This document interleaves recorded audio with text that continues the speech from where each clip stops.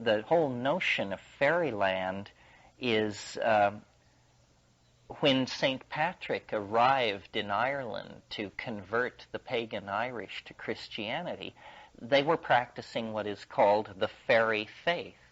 They believed in little people. They believed they were the souls of the departed. They believed they were everywhere around us, and they believed that certain people who had the eye could see these fairies. And they believed this with such conviction that Patrick quickly realized that he was not going to get anywhere converting the Irish unless he made a place for this phenomenon. So he invented purgatory. Purgatory was invented by St. Patrick. It was not church doctrine before that time, and he then very successful, and if you are not Catholic or don't truck in this domain, you may not know what purgatory is a place exactly like hell, except you eventually get out. And it's where you do penance for your sins.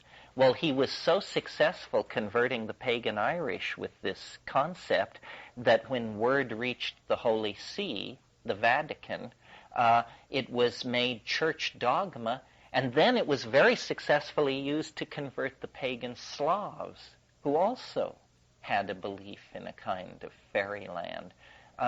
So I don't know what this thing about dead souls is puzzling to me. It even with my predilection for the peculiar and the psychedelic, I find it hard to completely embrace the notion that these are ancestors alive in some other dimension. But in some ways, that is the most conservative explanation. After all, if you believe they're extraterrestrials who came from the stars, then you're supposing and hypothesizing all kinds of things.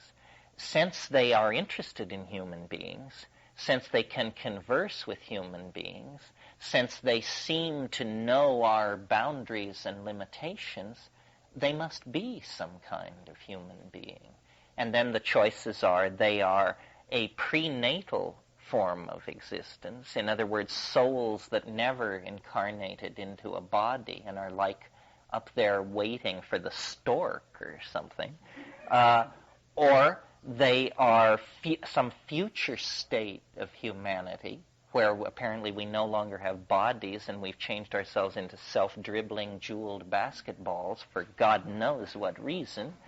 Or they are post-life forms. They are people who once walked the earth as you and I do, but have gone beyond into this other circumstance. One of the things that is, to me, almost as puzzling as the elfin nature of the DMT encounter is that after you've been in there 4 or 5 times, and it takes a while because at first it's just absolute shock and disbelief. I mean, you bring very little out of it. You're just appalled, and that's about all you can say about it. But after a while, I realized that the motif of the DMT encounter, and I guess I should describe it briefly, when you burst into the DMT space, you have the impression that you're in a domed space, approximately the size of the length of this room, but round, with a somewhat lower ceiling, indirectly lit, warm, comfortable. And the moment you get your bearings, they're there. In fact, as you break into that space, they cheer. And some of you may know that song by the Pink Floyd from years ago, "The gnomes have learned a new way to say hooray." So you break into this space, they scream their greeting, and while you're just trying to get oriented, they come bounding forward, somewhat like dogs, actually. And they begin to lick your face and crawl all over you and jump in and out of your body. And they say, we love you. We love you. You send so many. You come so rarely. Welcome, welcome. And so you're like,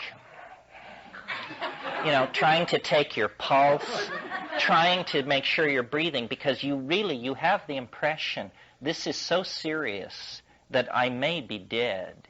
I may have just simply killed myself 10 seconds ago, and this is what's happening. They use their voices to make objects. They speak a language which you do not hear, but which you see. You not only see it, you feel it.